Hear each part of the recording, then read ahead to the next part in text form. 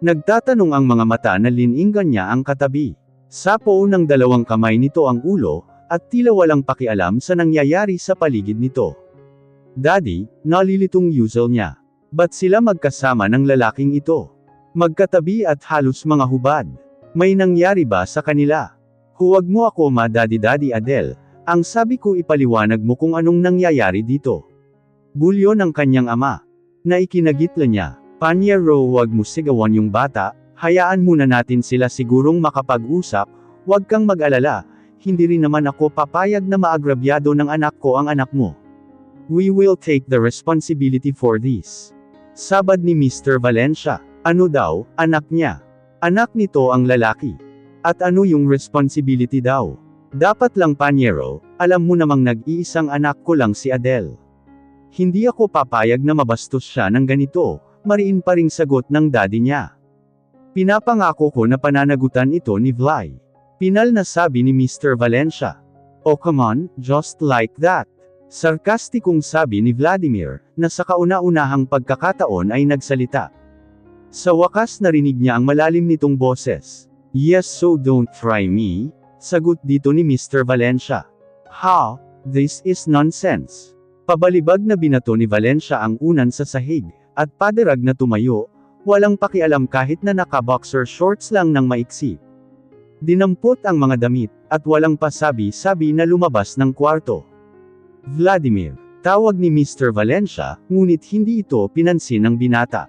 Anong ibig sabihin ng ginawa ng anak mo Panyero? Tila naiinis na tanong ni Norberto, na nabastusan sa inasal ng binata. Huwag kang mag-alala doon Panyero, ako na lang ang kakausap sa kanya. Sabad naman ang ginang nakatabi ni Mr. Valencia, na ang hinuha niya ay ang mommy ni Vladimir. Yes, kakausapin namin, and rest assured everything will be alright, mas maganda siguro kung tayo na ang magplano for them. Suhestyon ni Mr. Valencia na inakbayan pa si Norberto.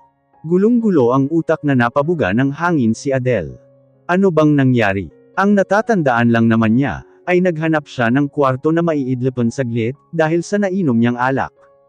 How come na paggising niya ganito na ang eksena? Na may kasama pala siyang lalaki sa kwarto na yun. At kung hindi siya nagkakamali, iniisip ng lahat na may nangyari sa kanila, may nangyari nga ba? Pinakiramdaman ni Adele ang sarili. Wala naman siyang kakaibang nararamdaman maliban sa ulo niyang mabigat kanina, na tila lalong sumakit sa nangyayari ngayong eksena. Papa, there's no need to do that, wala naman hong. She tried to explain ngunit sininghalan siya ulit ng ama. At gusto mong mabastos ka ng ganito. Shut up Adele, now fix yourself at uuwi na tayo. Kanina pa kami nag-aalala, at nahihilo kakahanap sa'yo, nandito ka lang pala at may kalampungan. Sambat naman ni Consuelo, tikwas ang kilay at kita sa mukha nito ang matinding inis. And mommy he was my man. Angle naman ni Michelle, na ngayon ay masama ang pagkakatingin kay Adele. She flirt my boyfriend, sigaw pa nito.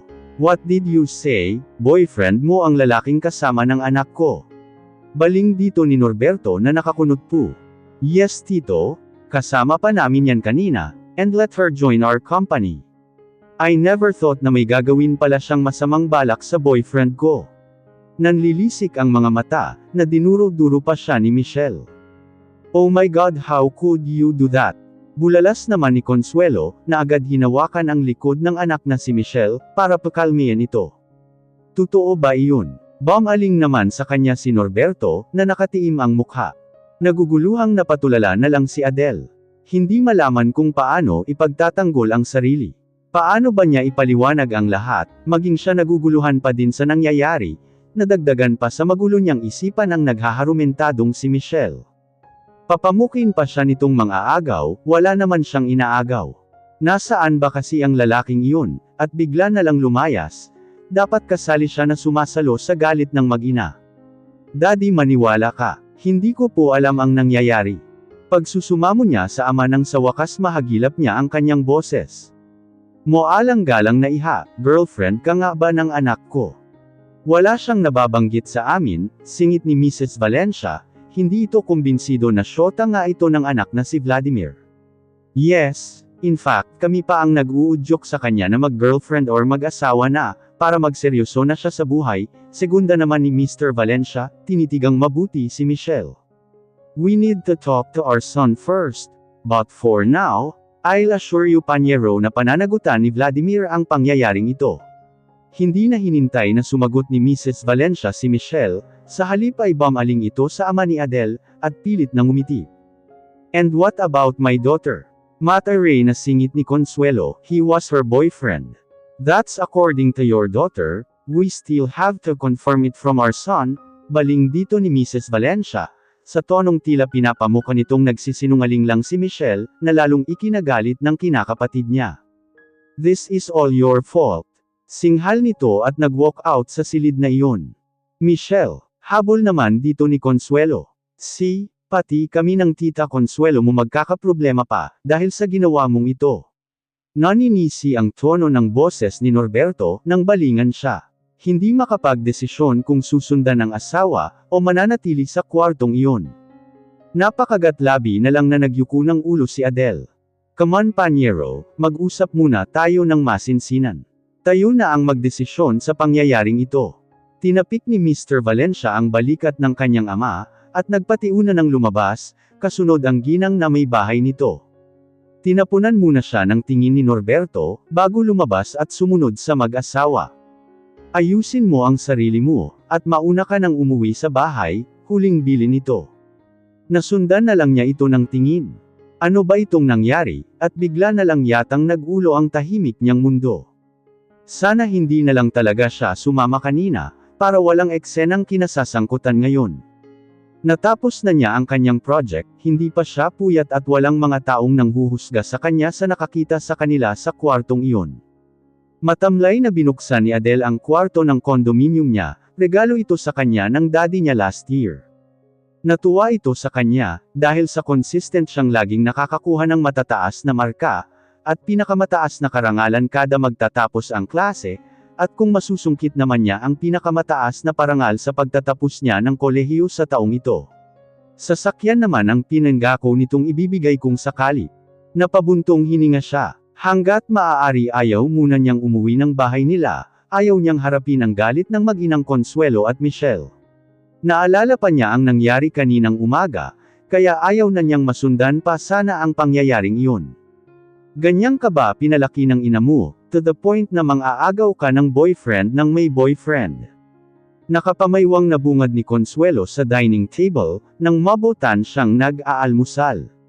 Pagka-uwi niyang mag-isa kagabi, ay nagkulong na siya sa kanyang kwarto, mabuti na lang at wala ito doon at si Michelle nang dumating siya, ngunit tila inaabangan talaga siya nito ngayon. Pang-umaga kasi ang pasok niya sa eskwelahan, kaya alam nitong ganitong oras siya nag-aalmusal. Tita maniwala kayo, hindi ko po alam ang nangyari kagabi, pagpapaliwanag niya. Talaga ha, sinong niloloko mo? Parehas kayong mga halos hubad na. Nanlalaki ang mga mata nito, na sinisinghalan na siya. Nakakahiya ka, nituringan ka ra namang with honor sa klase nyo. Napalunok na lang siya, nang tila may bamara sa kanyang lalamunan. Namasa din kaagad ang mga mata niya. Paano pa ba siya magpapaliwanag, kung sarado na ang isipan ng mga ito, hinusgahan na siya agad-agad. Iniinsulto pa na hindi naman niya deserve. Pananagutan ka ng lalaking yun, samantalang ang anak ko siya puwera ng ganun-ganun na lang. Nagyuko ng ulo si Adele. Umpisa't umpisa pa lang, ramdam na niya ang disgusto sa kanya ng pangalawang asawa ng kanyang ama, sa hindi naman niya malamang dahilan, at hindi na lang niya pinagtutuunan ng pansin, ayaw niyang makagulo pa siya sa relasyon nito at ng ama, katwiran niya ay maluwag naman ang bahay nila, kaya hanggat maaari ay iniiwasan na lang niya ang mga ito, pati na si Michelle. Masyado ka na yatang seniswerte bulyo pa ni Consuelo. Nasa ganun silang eksena, nang bumungad sa komedor ang kanyang ama. What's going on here? Formal ang boses na tanong nito. Sinasabi ko lang naman dito sa anak mo, kung gaano siya kaswerte, biruin mo pananagutan siya ng boyfriend ng anak ko, samantalang yung anak ko na kasintahan, ay magiging bahala na sa kanyang buhay. Baling dito ni Consuelo na mataas pa din ang boses. At sadyang pinagdidiinan ang sinasabi. Consuelo, huwag tayong makisali sa gusot ng mga bata, mahinahong sagot dito ni Norberto. At bakit hindi Norberto, anak ko ang agrabiyado dito? Tila ayaw magpatalo na sabi ni Consuelo. Oo alam ko, pero hindi ba pwedeng kausapin mo rin naman ng maayos ang anak ko? Don't raise your voice towards her. Malumanay lang ang pagkakasabi niyo ng kanyang ama, ngunit tila lalo iyong kinagalit ni Consuelo. Yan, pinagtatanggol mo na naman, kaya lumaki na ganyan ang anak mo, selfish at spoiled. Halos manlaki pati butas ng ilong ni Consuelo sa galit. Come on, wag mong kinu-question ang pagpapalaki ko sa anak ko. Alam kong napalaki ko siya ng maayos. Tila nag-iinit na rin ang ulo ng kanyang ama. Kaya tumayo na siya mula sa pagkakaupo, at lumapit sa ama. Daddy tama na, baka mapaano ka, mahina niyang saway na hinawakan ito sa dibdib. Huminga ng malalim si Norberto. At ikaw naman, hindi pa rin tayo tapos, mag-uusap tayo pagkatapos ng klase mo ha. Tumungo na lang siya at ngumiti ng pilit. I have to go, sa office na ako mag-breakfast, nawala na ako ng ganang kumain. Alam nito, na walang naman taong partikular na pinagpapaalaman, at tumalikod na. Ingat po, pahabol niya. Sumunod na rin siya dito palabas ng komedor. Ayaw niyang maiwan ulit sila ng tiyahin niya doon. Bastos, dinig niyang sigaw nito. Napabuntong hininga siya ulit ng malalim, nang balikan sa isip ang nangyari kanina. Napapitlag pa siya nang tumunog ang kanyang cellphone. Tumatawag ang kanyang daddy. Hello daddy. Bungad niya. Nasaan ka? Tanong agad nito. Dad, hindi po muna ako siguro uuwi ng bahay, dito lang po muna ako sa kondo ko. We need to talk, this is about you and that Vladimir. Dad, if this is, ikakasal kayo ni Vladimir next week, so better come home, may mga i-discuss akong mga importanteng bagay, putol ni Norberto sa anumang sasabihin pa niya. What? Nanlaki ang kanyang mga mata. Daddy no. Napapahumindig niyang sabi dito. Yes, and that's final, sa ayaw mo at sa gusto. So better come home and we need to talk, tila nagbibigay lang ng instruction sa tauhan nito, ang kanyang ama. Daddy you don't understand, there's no need to. Huwag matigas ang ulo mo Adel Ortiz. You have to come home today or tomorrow. I'll be expecting you, bigkas nito sa buo niyang pangalan. But daddy, utol pa sana siya pero pinutol na naman nito ang kanyang sasabihin. No more buts darling, don't worry about Michelle, kinumpirma ng panyero ko na wala daw itong relasyon kay Vladimir, only Michelle assuming it, anito na medyo may lambing na sa boses. If you can't make it today, then I'll expect for you tomorrow, that's all for now. Take care and eat your dinner before you sleep, bilin pa nito at pinatay na ang cellphone. Napatitig na lang siya sa cellphone. Ikakasal daw. Parang lalong gumugulo ang mga nangyayari, at may kasalang pang magaganap. Is this really happening? Napatulala na napatitig na lamang sa kisame si Adele. Naisip niya bigla yung Vladimir, yes. He was really handsome, in fact he looks like a Hollywood actor, na pang-action movie ang datingan, bukod pa sa magandang pangangatawan nito, kaya kahit sino papangarapan na maging jowa ito. Pero tila natatakot siya sa coldness nito, what if hindi siya nito tanggapin as his wife? She don't even know him, baka may mga bagay na hindi sila pagkasundoan, at baka sa hiwalayan lang din mahantong ang lahat. And besides, she couldn't imagine paano sila magsasama sa isang bahay, ni hindi nga nila kilala ang isa't isa. Wala naman nangyari that night, so papaanong kailangan nilang matali sa isa't isa? Pabagsak na hinaga niya ang kanyang sarili sa kama, at napatitig ulit sa kisame ng kanyang kwarto. Nakakawindang ng ulo, ang mga biglaang pangyayari sa buhay niyang ito. Napapatitig ng lihim si Adele sa lalaking ngayon ay asawa na niya. Kinasal sila kani-kanina lang, na tanging mga malapit na kaibigan lamang ang inimbitahan, it was a civil wedding, at ang kakilalang judge ng mga Valencia ang nagkasal sa kanila. From her side, ang daddy niya, si Consuelo, at ang nag-iisang kapatid ng daddy niyang si Tita Grace ang pumunta. From Vladimir side naman, ay ang mag-asawang Valencia, mga kapatid nito na sila Aliana at Alvec. At tatlong pares ng ninong at ninang, na ang daddy niya at si Mr. Valencia ang namili. Anyway, halos lahat naman ay ang dalawa ang nag-asikaso, from the schedule of the wedding, sa reception, at sa mga invited person, maliban na lang sa mga susuotan nila. She chose to select a white formal dress, 2 inch above the knees that show her long and perfect legs. Sleeveless Sabrina style iyon, na may mga palamuting brilyante sa may dibdib, showing also her small and white arms. Laging mga maluwag na shirts ang suot niya, kahit nasa bahay lang, kaya hindi gaanong na-expose ang mga braso niya, kaya maputi at makinis iyon. Linugay lang niya ang mahabang buhok, at wear a light makeup, a pair of earrings and set of necklace, na regalo din ng daddy niya ang tanging palamuti niya sa katawan. While Vladimir wear a formal suit. Naka-coat and tie ito ng black, just like her father Mr. Vladimir. And she can't help but to stare him. Lalo na kapag alam niyang hindi ito nakatingin o nakaharap sa kanya. Why, he was really handsome. Sa kahit na anong anggulo itong tingnan, talagang ang lakas ng karisma nito. Kahit na nga sa buong seremonya ng kasal, ay wala itong kibo, tila umaayon lang sa agos ng pangyayari. Hindi niya alam paano ito napapayag ng ama na ikasal din sa kanya, which is alam niyang alam din ito na wala naman nangyari sa kanila that night. So there's no need for wedding. Nakatiim pa ang bagang nito, while exchanging marriage vows with her, kaya halatang kinasusuklaman nito ang kasalang iyon. Ni ayaw nga halos nitong tumingin sa kanya, kadalasan pang nahuhuli niyang tinatapik ito ng ama sa balikat, marahil para sitahin sa behavior nito. Ang tanging kinakausap lang nito, ay ang kapatid nitong nakakabata na si Aliana.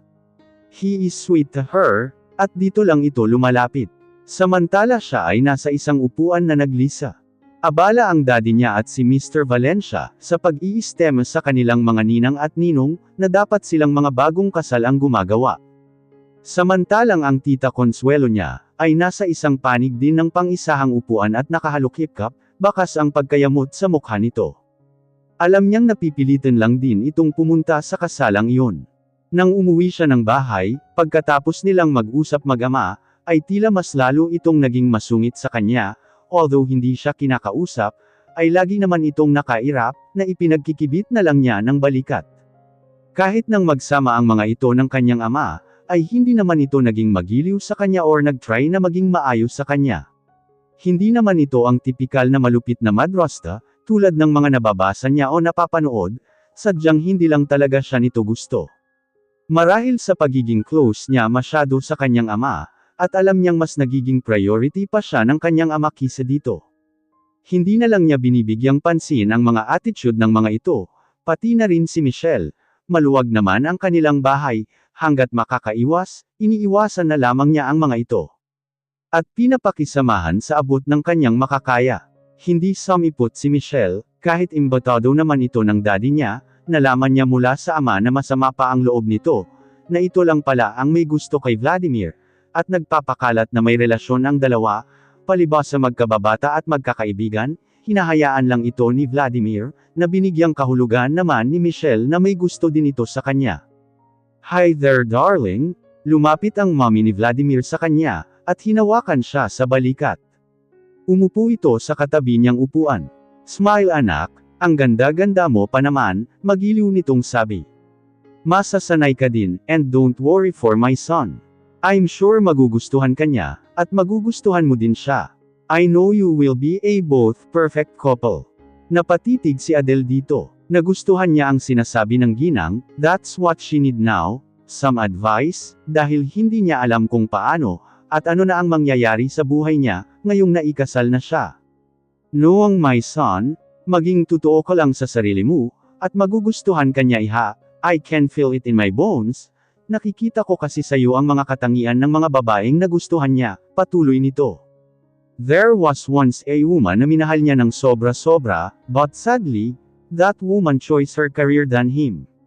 Kaya nasaktan ng sobra yung anak ko, from then, wala na siyang relasyon na seryoso. Kaya sumasakit na ang ulo naming mag-asawa, kung papaanong may palagay na namin siya sa tahimik. I mean marriage, kasi you see, we're not getting younger diba?